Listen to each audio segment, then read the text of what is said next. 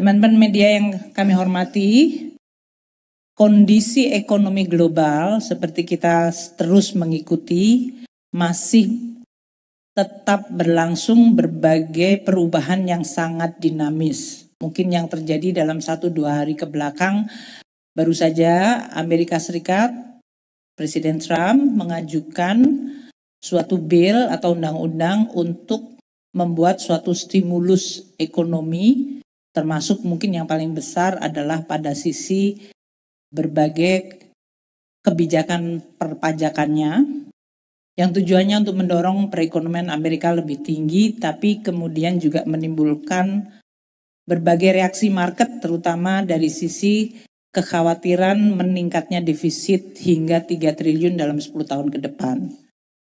Legislasi itu masih berjalan, namun reaksi market sudah kita ikuti, dan tentu ini berimbas kepada seluruh dunia, karena bagaimanapun Amerika Serikat adalah negara terbesar di dunia dengan currency dolarnya digunakan dalam transaksi yang cukup luas di seluruh dunia. Jadi ini adalah perkembangan yang harus kita terus hadapi dan kita akan pantau dan waspadai. Juga dari sisi perkembangan terutama hubungan Amerika dengan RRT, terutama berkaitan dengan negosiasi dagang dan bagaimana kemungkinan terjadinya kesepakatan di antara kedua negara yang tentu akan mempengaruhi berbagai perkembangan perdagangan dan investasi dunia, serta berbagai persoalan atau konstelasi dari sisi geopolitik yang akan mempengaruhi perekonomian global. Saya akan memulai dengan tabel mengenai asumsi dasar ekonomi makro yang kita gunakan di dalam APBN 2025 dengan update kondisi terkini dalam artian sampai dengan akhir April 2025. Kita lihat di dalam tabel ini, APBN disusun tahun 2025 ini dengan asumsi seperti di dalam kolom 2 sebelah kanan, di mana pertumbuhan ekonomi diasumsikan waktu itu akan tumbuh 5,2%, inflasi 2,5%, nilai tukar 16.000 rupiah per dolar, yield dari surat berharga negara 10 tahun kita 7%, dan harga minyak mentah Indonesia diasumsikan $82 per barel, lifting minyak 605.000 barel per hari, dan lifting gas 1.005.000 barel per hari. Realisasi hingga dengan April adalah sebagai berikut. Untuk pertumbuhan ekonomi kita mengikuti kuartal 1 growth di dalam perekonomian kita 4,87 year on year. Kita sudah membahas mengenai hal ini pada saat yang lalu, ya, bulan lalu, di mana pertumbuhan ekonomi nanti saya juga akan sampaikan lagi. Untuk inflasi adalah 1,95% year on year, namun month to month yaitu 1,17% perkembangan dari Maret ke April. Jangan lupa ini adalah bulan-bulan di mana dari Lebaran kemudian pasca Lebaran. Nilai tukar rupiah kita hingga end of period 16.406, tapi posisi year to date Januari hingga akhir April ada di posisi 16.460 rupiah per dolar. Yield dari surat berharga kita ada di bawah asumsi yaitu di 6,85% end of period. Sedangkan kalau dilihat dari year to date adalah pada level 6,96%, juga tetap di bawah asumsi 7%. Sedangkan kalau kita lihat harga minyak, perkembangan harga minyak dunia dengan berbagai guncangan tarif dan kemudian reciprocal atau terjadinya retaliasi satu sama lain, menyebabkan growth pertumbuhan ekonomi dunia melemah, harga minyak juga ikut melemah, yaitu end of period mencapai 65,3 dolar per barel. Ini jauh di bawah harga asumsi yang 82 dolar per barel. Kalau dihitung year to date Januari hingga April, harga minyak rata-rata adalah di 71,9 dolar per barel. Lifting minyak kita juga dalam hal ini realisasi sampai dengan akhir April adalah 573.900 barel per hari. Ini juga di bawah asumsi APBN yang 605.000 barel per hari. Dan lifting gas juga di bawah asumsi yaitu 985.700 setara minyak barel per hari. Kalau kita lihat harga minyak sangat dipengaruhi oleh suasana geopolitik maupun outlook dari proyeksi perekonomian global yang melemah. Seperti diketahui, kita lihat berbagai proyeksi ekonomi juga memang dilakukan pemangkasan ke bawah. Dengan asumsi yang seperti ini, postur APBN 2025 dibandingkan dengan yang ada di dalam Undang-Undang APBN nomor 62 tahun 2024 adalah yang seperti tertera pada tabel yang saya sampaikan di sini.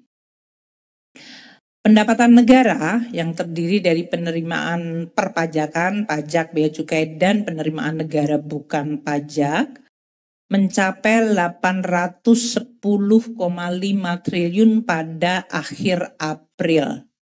30 April ya, ini artinya 27% dari target APBN yaitu 3.005,1 triliun sudah dikumpulkan. Penerimaan pajak mencapai 557,1 triliun rupiah. Ini artinya 25,4% dari target penerimaan pajak tahun ini yang di dalam Undang-Undang APBN tertera 2.189,3 triliun rupiah. Sedangkan penerimaan kepabeanan dan cukai mencapai 100 triliun rupiah atau 33,1% dari target 301,6 triliun di dalam Undang-Undang APBN. Penerimaan negara bukan pajak kita PNBP mencapai 153,3 triliun rupiah. Ini artinya 29,8% dari target APBN tahun ini. Jadi kalau dilihat di sini kita melihat sesuai dengan yang sudah kita sampaikan setiap bulan masing-masing dari komponen penerimaan negara atau pendapatan negara yang akan kita sampaikan kepada publik. Di sini terlihat, mungkin nanti akan disampaikan bahwa sudah terjadi akselerasi dari pendapatan negara, terutama untuk pajak. Bea cukai mengikuti ritme yang cukup baik, ini karena ada beberapa penerimaan yang nanti disampaikan oleh Pak Anggito. Dan PNBP kita juga mencakup 30% dalam 1 kuartal plus 1 bulan. Di sisi belanja, hingga akhir April, kita telah membelanjakan 806,2 triliun rupiah. Ini artinya 22,3% dari total belanja negara sebesar 3.621,3 triliun rupiah sudah direalisir hingga akhir April. Komponen dari belanja negara terdiri dari belanja pemerintah pusat, yaitu 546,8 triliun, itu artinya 20,2% dari total belanja pemerintah pusat. Di mana belanja kementerian dan lembaga mencapai 253,6 triliun rupiah atau 21,9%. Belanja non-kementerian, ini biasanya disebut belanja Bendara Umum Negara yang posnya ada di dalam Bendara Umum Negara mencapai 293,1 triliun rupiah atau 19%. Dari tadinya target untuk belanja non-KL di dalam alokasi anggaran adalah 1.541,4 triliun rupiah. Untuk belanja transfer, yaitu transfer ke daerah, pada akhir April sudah terrealisir 259,4 triliun rupiah. Ini artinya 28,2% dari 919,9 triliun alokasi TKDD. Kalau kita lihat belanja, teman-teman media bisa melihat di sini, realisasi belanja terutama yang pemerintah pusat semuanya masih berkisar di 20% atau bahkan lebih kecil di belanja non-KL-nya 19% dari yang kita alokasikan di dalam Undang-Undang APBN. Ini sudah bulan April 20% terbelanjakan. Dan kalau kita bandingkan dengan penerimaan yang di atas, di mana realisasinya mencapai di atas 25 atau bahkan untuk bea dan cukai sudah 33,1%, total pendapatan negara mencapai 27%, maka kita lihat kecepatan dari pendapatan negara sudah mendahului dari sisi kecepatan untuk belanja negara yang baru mencapai sekitar 20%. Yang tinggi adalah transfer ke daerah sehingga total belanja negara mencapai 22,3%.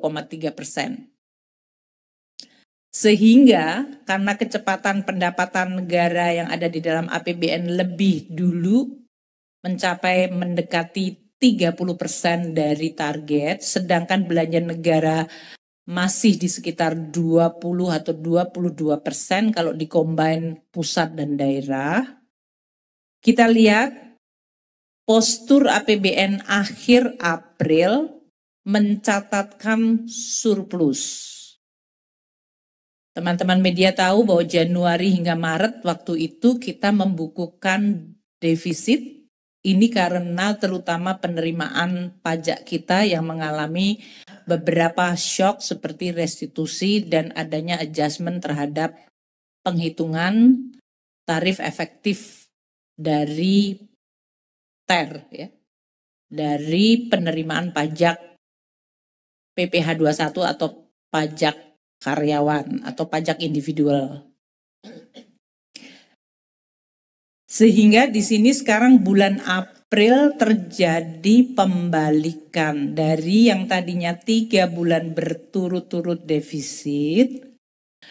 Posisi akhir April APBN kita mengalami surplus, garis kuning yang di bawah itu 4,3 triliun rupiah. Ya, dalam hal ini berarti kalau desain APBN 2025 menurut Undang-Undang 62 tahun 2024, desain APBN dari 2025 defisitnya di akhir tahun dirancang 616,2 triliun. Ini kesepakatan undang-undang. Sampai dengan bulan April kita posisinya surplus 4,3 triliun rupiah. Itu ya. Ini artinya 0,7% dari total 0,02 dari GDP atau kalau dari target surplus 0,7 dari target defisit 616,2 triliun. Pak Sua sama Pak Anggito ngelihatnya di 0,02. Saya ngerti cara berpikirnya mereka. Saya menjelaskan 0,7, beliau berdua ngelihatnya di 0,02. Mungkin itu joke inside kita aja. Iya. Surplus itu target, karena kalau Pak Sua lihat kurung itu artinya kayak negatif, itu bahasa ekonom biasanya gitu. Pak Suha memang harus agak di retrain lagi, lihat tabelnya. Beliau udah lama jadi DJA jadi lupa postur. Nah, posisi keseimbangan primer yang baris C, yaitu pendapatan dikurangi belanja dikurangi pembayaran bunga utang, itu 173,9 triliun surplus. Ya, jadi keseimbangan primer kita surplus 173,9 triliun rupiah. Yang di dalam kurung itu adalah 274,6. Ini negatif bener Pak, jadinya pusing kan. Maksudnya Pak Suha bingungnya di situ. Karena posisi APBN undang-undang keseimbangan surplus itu nanti adalah menjadi defisit. Jadi hari ini dalam posisi surplus jauh masih di atas dari target APBN. Sehingga angka 274 mungkin dilupakan dulu. Ini bingung menghitungnya dari mana. Jadi teman-teman media, postur APBN sampai dengan akhir April, 30 April 2024 adalah penerimaan atau pendapatan negara 810,5 triliun, 27% dari target. Belanja negara 806,2 triliun atau 22% dari target. Keseimbangan primer surplus 173,9 triliun dan total postur surplus 4,3 triliun. Perubahan arah dari tadinya 3 bulan berturut-turut Januari, Februari, Maret defisit, maka pada bulan April ini adalah surplus untuk yang garis D. Yang keseimbangan primer positif terus dari awal.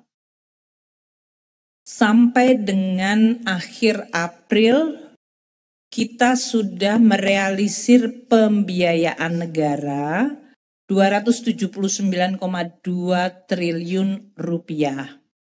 Ini artinya 45,3% dari target pembiayaan yang ada di dalam Undang-Undang APBN yaitu 616,2 triliun itu telah terrealisir. Kalau kita lihat 4 bulan tapi 45% itu berarti pembiayaan anggaran relatively agak front loading, lebih maju. Mari kita lihat kondisi perekonomian global dan nasional yang mempengaruhi dan mungkin juga dipengaruhi oleh pelaksanaan APBN.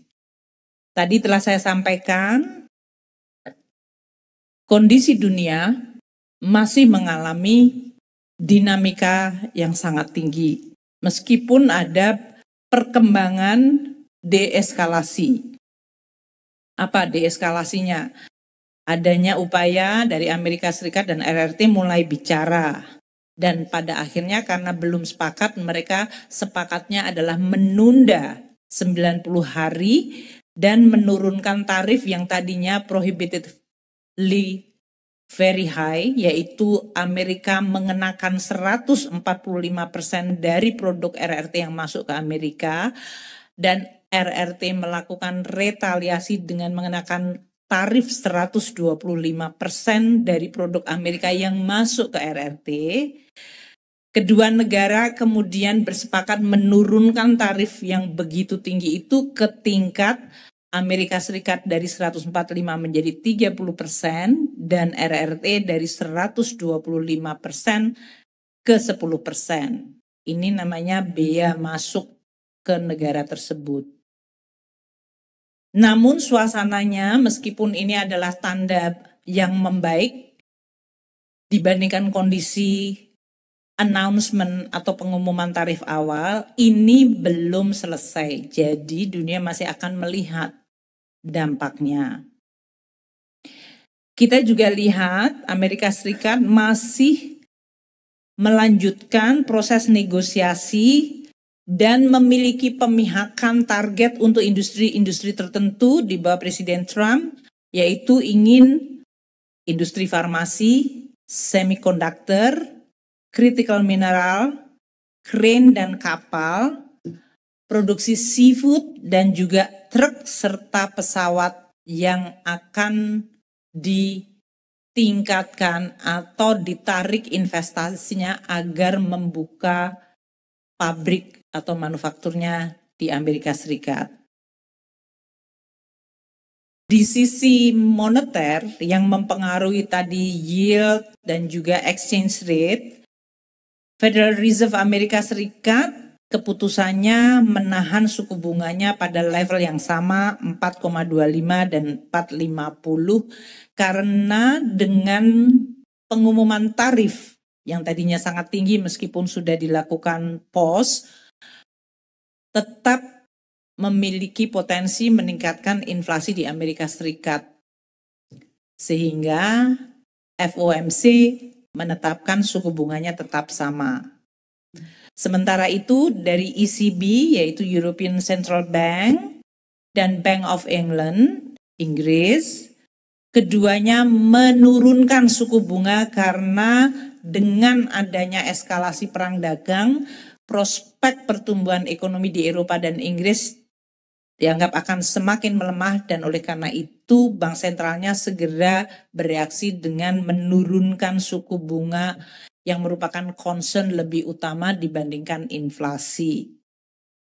European Central Bank suku bunganya dipangkas sehingga menjadi 2,4% dan Bank of England di 4,25. Bank sentral RRT dalam hal itu menurunkan suku bunganya 10 basis poin dan menurunkan reserve requirement ratio-nya 50 basis poin. Ini tandanya RRT ingin membuat stimulus melalui moneter karena tekanan dari tarif dari Amerika Serikat akan mengancam pelemahan ekonomi sehingga dilakukanlah counter cyclical dengan menurunkan suku bunga dan menurunkan reserve ratio-nya dari bank sentral.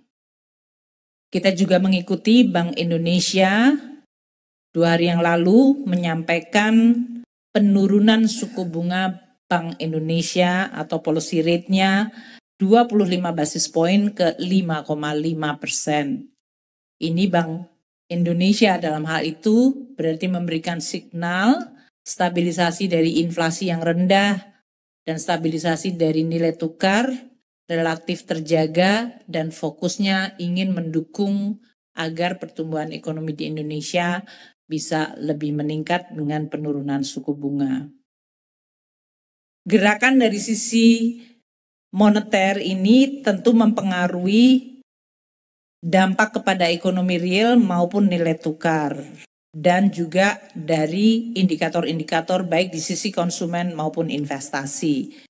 Amerika Serikat di kuartal 1 mengalami kontraksi yang dalam hal ini 2,0 dan ini disebabkan karena banyak yang melakukan import sebelum antisipasi terjadinya tarif. Maaf, ini yang 2% ini adalah outlook dari ekonomi Amerika yang turun dari 2,5 sampai 2,0. Berapa Q1-nya Pak Febrio negatifnya kemarin? 0,3. Consumer sentiment turun drastis dan perkembangan yang cukup berarti dalam hal ini adalah Moody's memberikan pengumuman bahwa rating kredit Amerika Serikat sudah turun dari AAA ke AA1.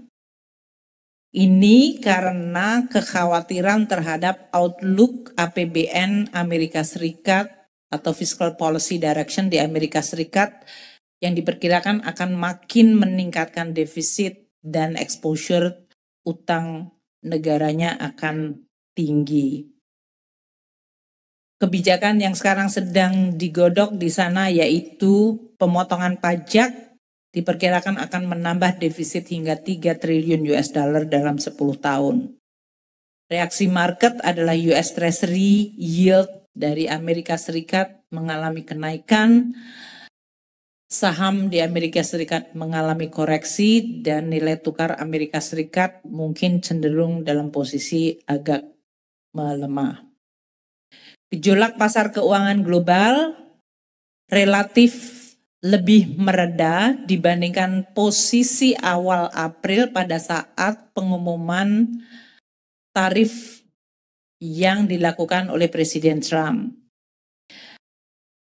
Dalam hal ini kita lihat nilai tukar berbagai negara cenderung menguat atau depresiasinya mengecil.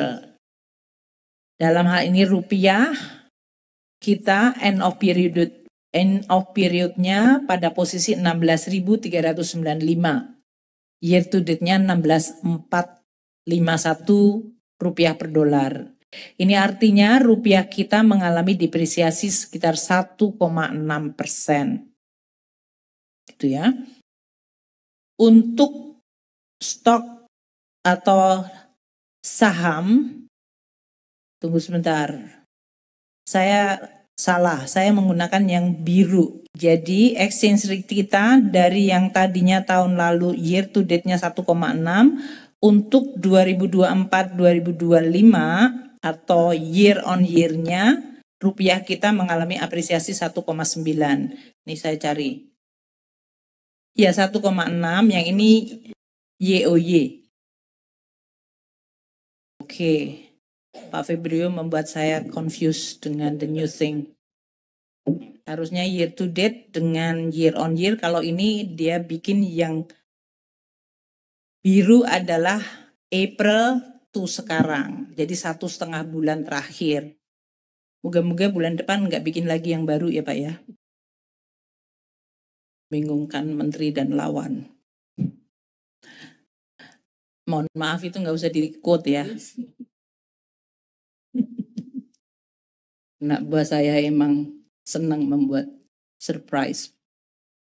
Jadi bacanya adalah exchange rate kita year to date Januari ke akhir April adalah 1,6% depresiasi. Yang biru adalah sejak retaliasi tarif diumumkan hingga bulan Mei tanggal 21 terjadi apresiasi. Makanya ini koreksi dari depresiasi year to date, tapi dalam 1,5 bulan terakhir mengalami apresiasi. Sementara untuk saham kita, dua-duanya mengalami positif. Year to date-nya naik 0,9, sedangkan 1,5 bulan semenjak retaliasi tarif diumumkan terjadi lonjakan harga saham 9,7%. Dan government bond yield kita yang 10 tahun dalam hal ini mengalami penurunan 15 basis poin, dan kalau dari April sampai dengan Mei juga mengalami penurunan 17 basis poin. Mengalami penurunan kalau untuk government bond itu artinya bagus, karena makin rendah yieldnya berarti beban untuk utangnya menurun. Yield SBN kita posisi 21 Mei adalah 6,8. Itu artinya 223 basis point spread. Betul ya Pak Minto? Ya. Dia sering banyak sekali hal baru ditaruh di situ. Dengan asumsi ibunya udah tahu semuanya. Teman-teman semuanya, kita lihat untuk growth, mungkin saya ulang sekali lagi, growth untuk kuartal 1 2025 4,87, kalau digunakan satu digit adalah 4,9%.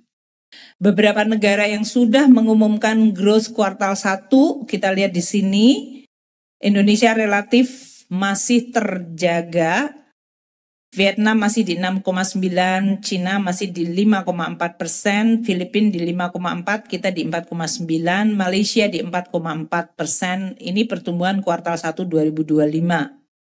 Kalau kita lihat beberapa negara seperti Malaysia ini penurunannya cukup tajam dari tahun lalu, kuartal 2 2024 hingga sekarang kuartal 1. Penurunannya menurun cukup tajam. Singapura juga tumbuh 3,8%, Thailand 3,1%. Beberapa negara kita lihat Germany masih mengalami negative growth berturut-turut, jadi sudah dalam posisi resesi sebetulnya. Korea pun juga mengalami pertumbuhan negatif 0,1. Untuk Meksiko di 0,8, Prancis 0,8, Italia 0,6. Dengan outlook dan kinerja pertumbuhan ekonomi dunia yang relatif mengalami perlemahan akibat berbagai policy-policy yang menciptakan uncertainty, kita lihat harga komoditas juga dalam hal ini ada sedikit mengalami mix. Beberapa cenderung melemah seperti harga minyak yang tadi saya sampaikan. Brent minyak mencapai $64,9 per barel. Ini month to month-nya koreksinya 2%, yaitu waktu pengumuman tarif. Year to date bahkan koreksinya 13%, year on year-nya 14,5%. CPO dalam hal ini, meskipun kalau dibandingkan tahun lalu, year on year, harga CPO kita di 914 itu adalah tumbuh 19,7 naik. Jadi ada perbaikan dibandingkan periode Mei tahun 2024. Namun kalau kita lihat year to date itu koreksinya masih cukup dalam, yaitu 16,9. Bahkan di bulan terakhir mantumannya 2,5% mengalami penurunan. Demikian juga kalau kita lihat copper, tembaga, year on year ini bagus. Untuk copper semuanya masih positif, 4,1% pertumbuhan dibanding tahun lalu. Year to date kita 8,7 growth atau kenaikan harganya, dan month over month-nya 3,8%. Jadi harga copper 9.533 US dollar per metric ton itu relatif membaik. Untuk batu bara, kita lihat 1 bulan terakhir terjadi perbaikan 5,7%. Namun kalau dibandingkan harga batu bara tahun lalu year on year, harga batu bara sekarang yang di 100,4 dolar per metric ton itu koreksinya dalam 20% sendiri. Makanya nanti penerimaan pajak, penerimaan PNBP itu mengalami dampak. Year to date Januari ke bulan Mei adalah 19,8. Harga dari beberapa sumber daya alam ini refleksinya nanti terlihat di dalam beberapa penerimaan negara kita. Untuk harga beras ini lebih kepada kesejahteraan rakyat dan kesejahteraan petani, cenderung ada di dalam kondisi stabil rendah. Dibandingkan tahun lalu waktu puncaknya El Nino, harga beras hari ini di 13,2 US dollar per apa itu? CWT itu apa ya? Oke. Weight ton ya. Oke. Nanti kita tanyakan teman-teman yang bikin itu. 24,5% penurunannya dibandingkan tahun lalu pada saat El Nino mengalami puncaknya. Dan kalau kita lihat year to date Januari ke sekarang juga harga beras turun, yaitu di 6,2. Month over month-nya juga 2,8 turun. Ini karena musim panen kemarin dan keberhasilan dari produksi beras itu mempengaruhi terutama growth di sektor pertanian. Untuk nikel yang merupakan Indonesia produsen nikel terbesar di dunia, harga nikel year on year juga negatif 10,8%. Meskipun kalau dilihat dari Januari hingga sekarang terjadi perbaikan 1,8, tapi 1 bulan terakhir juga cenderung mengalami penurunan. Kondisi dari berbagai komoditas ini dampaknya nanti akan terlihat di penerimaan dan juga di masyarakat secara umum. Dengan beberapa harga komoditas yang mengalami penurunan dan dengan upaya kita terus menjaga bersama Bank Indonesia untuk inflasi, maka kita melihat inflasi kita masih terjaga sangat baik. Kalau kita lihat indeks harga konsumen 1,95%. Ini yang tadi saya sampaikan, dan kalau kita lihat komponennya, ini yang paling penting.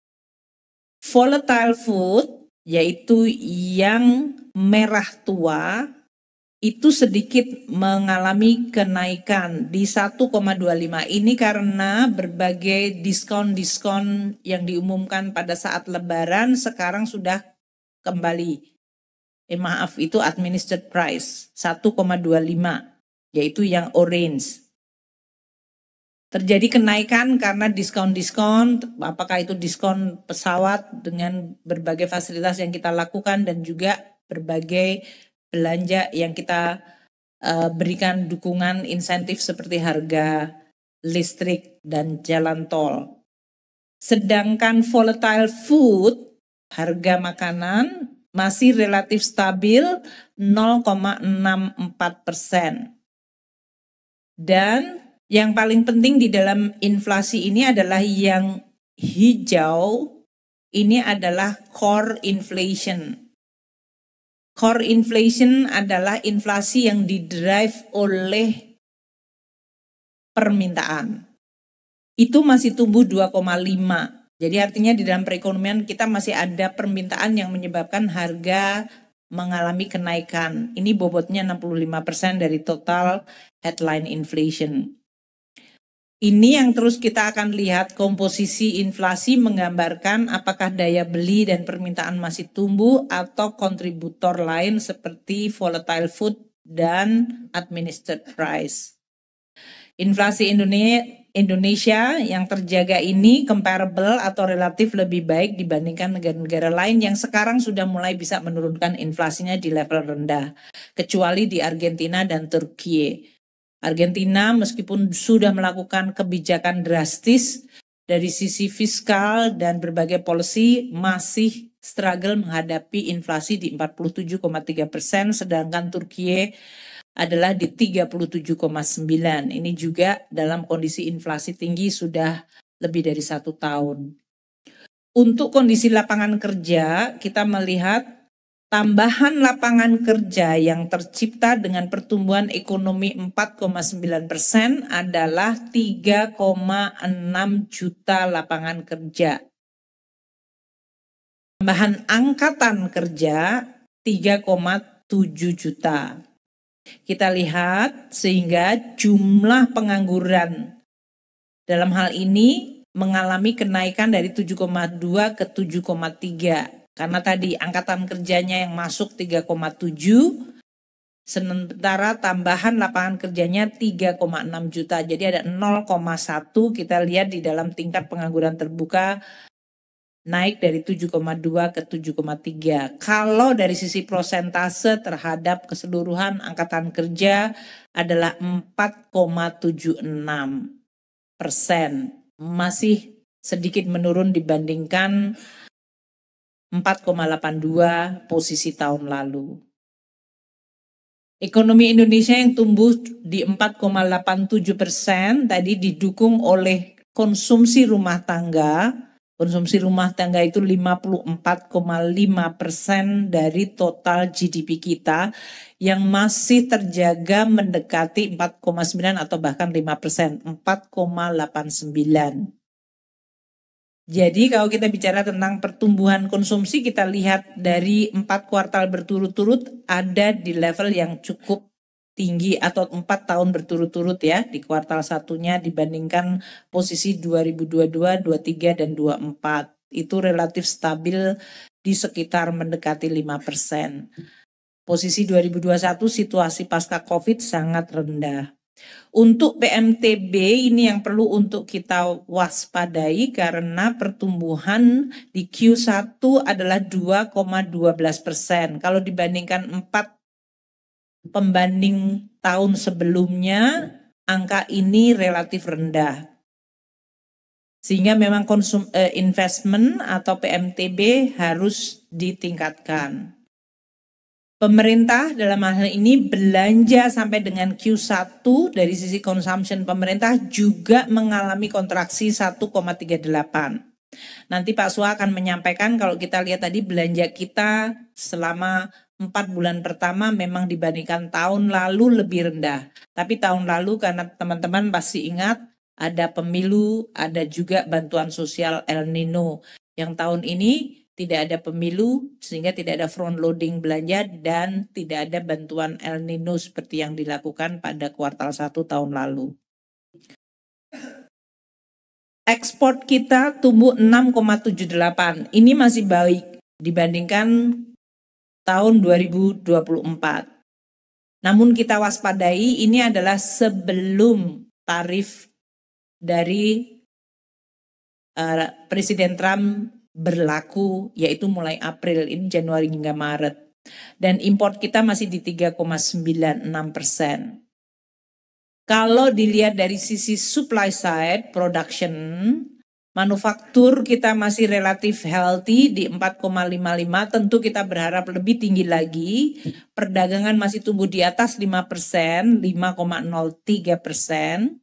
Pertanian tumbuhnya melonjak tinggi, yaitu 10,52. Ini kontribusinya terhadap GDP kita di 12,66. Jadi kita lihat 3 sektor terbesar, manufaktur, perdagangan, dan pertanian, mereka pertumbuhannya relatif stabil di atas 5, bahkan pertanian melonjak di 10,52. Ini karena berbagai faktor dari musim tanam, pupuk, dan juga fokus dari Bapak Presiden untuk meyakinkan agar sektor pertanian bisa terjaga. Tentu juga karena musim hujan juga relatif baik. Ini kita syukuri pada saat seluruh dunia sedang mengalami tekanan terutama di sektor pertanian. Sektor konstruksi kita tumbuh 2,18. Sektor konstruksi itu terutama untuk job creation menjadi penting, jadi perlu untuk ditingkatkan lagi. Pertambangan tadi dengan harga komoditas yang masih mengalami negatif, kita lihat juga growth-nya masih negatif di 1,23%. Untuk sektor transport masih bagus karena Q1 ada lebaran dan ini tumbuhnya 9,01%. Infocom sektornya tumbuh 7,72%. Jasa keuangan di 3,98, akomodasi dan makan minum juga tumbuh cukup baik. Ini juga ada faktor seasonal seperti puasa dan lebaran sehingga tumbuhnya di 5,75. Teman-teman sekalian, untuk sektor-sektor yang tumbuh positif ini kita memberikan apresiasi. Kita lihat untuk pertanian tadi tumbuh 10,52. Next slide. Pertambangan ini kalau kita lihat dari angka pertumbuhan yang sebelumnya dan bagaimana kita lihat kontribusinya terhadap pertumbuhan GDP secara keseluruhan.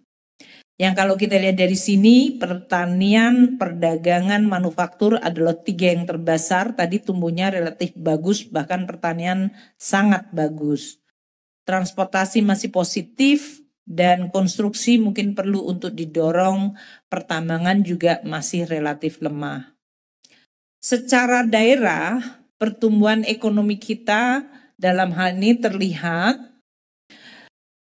daerah yang tetap tumbuh tinggi konsisten adalah selalu Sulawesi. Tumbuhnya selalu di atas 6 bahkan di atas 7%. Ini Sulawesi itu growth secara overall kepulauannya tinggi.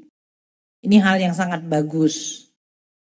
Daerah, tapi Sulawesi itu hanya kurang dari 7% total GDP nasional, yaitu 6,95. Jawa yang menjelaskan 57,4% dari total GDP nasional tumbuhnya mendekati 5%, 4,99. Kalau dibulatkan ya di 5% border. Kalimantan agak mengalami penurunan di 4,32%, Kalimantan itu mendukung GDP kita di 8,15%. Sedangkan Sumatera yang merupakan pulau terbesar dari sisi kesumbangan ekonomi nasionalnya yaitu 22,14%, tumbuhnya 4,85%. Bali, Nusa Tenggara tumbuh 3,12% dan Maluku, Papua tumbuhnya hanya 1,69. Nah, Bali, Nusa Tenggara, Maluku, Papua itu kontribusinya hanya 2,7 dan 2,6. Namun ini tidak berarti mereka tidak penting. Penting untuk bisa meningkatkan terutama untuk berbagai indikator pembangunan. Bulan April ini kita melihat ada beberapa perkembangan cukup positif. Kita lihat indeks kepercayaan konsumen, itu tadi ada tiltnya ke atas atau belokannya agak ke atas mencapai 121,7. Ini artinya ada kenaikan atau pembalikan sentimen membaik. Moga-moga ini terjaga terus. Penjualan mobil juga sudah turn around ke positif, yaitu ditumbuh 5%. Meskipun penjualan motor masih mengalami kontraksi 3% di bulan April. Kita lihat tiltnya juga mulai ke atas. Konsumsi listrik untuk industri tumbuhnya bahkan naik 16,3% dibandingkan tahun lalu ya semuanya. Dan untuk konsumsi listrik bisnis stabil di 6,3% growth-nya. Ini berarti kegiatan ekonomi masih tetap terjaga baik. Yang perlu untuk kita waspadai adalah PMI manufaktur Indonesia untuk bulan April mengalami kontraksi yaitu di 46,7. Jadi di satu sisi sentimen agak membaik dari mulai penjualan mobil, kemudian konsumsi listrik dan indeks kepercayaan konsumen, tapi PMI manufaktur mengalami masuk zona kontraksi. Ini adalah suatu perkembangan mix yang harus terus kita waspadai. Yang baik kita akan terus coba tingkatkan, makanya penggunaan APBN termasuk tadi untuk belanja negara dan mendukung sektor-sektor utama terus akan kita dorong. Dan untuk hal-hal yang mengalami kontraksi atau tekanan, maka kita akan bersama dengan kementerian lembaga lain untuk bagaimana bisa mengembalikan path atau langkahnya untuk mencapai pertumbuhan yang lebih positif. Itu kondisi perekonomian kita yang tadi menjelaskan postur APBN kita yang bulan April kembali masuk zona ke surplus. Namun lebih karena tadi belanjanya agak tertinggal dibandingkan kecepatan penerimaan. Untuk itu kita mulai masuk ke sisi belanja dulu. Tadi yang kenapa beberapa belanja mengalami perlambatan. Untuk CWT yang harga beras tadi adalah unit measurement for rice. Yaitu 100 weight 100 pounds. Ya udah, pounds itu sama dengan 45,4 kilo. 100 pounds itu sama dengan 45,4 kilo. Penjelasan yang tidak jelas. Ya sudah nggak apa-apa. Oke, untuk unit bulk commodity itu ya. Task readingnya menggunakan every 100 pounds harganya sekarang di 13,2 US dollar. Jadi per 100 pounds atau 45,4 kilogram kalau menggunakan ukuran Indonesia. Karena itu menggunakan Amerika, mereka menggunakan pounds. Baik, untuk kita masuk tadi kembali kepada postur, saya kembalikan tadi ya, postur kita belanja tadi masih relatif tertinggal. Ini kan kelihatan ya, belanja negara masih 22,3 di mana belanja pemerintah pusat bahkan hanya 20,2 di mana belanja non KL-nya 19.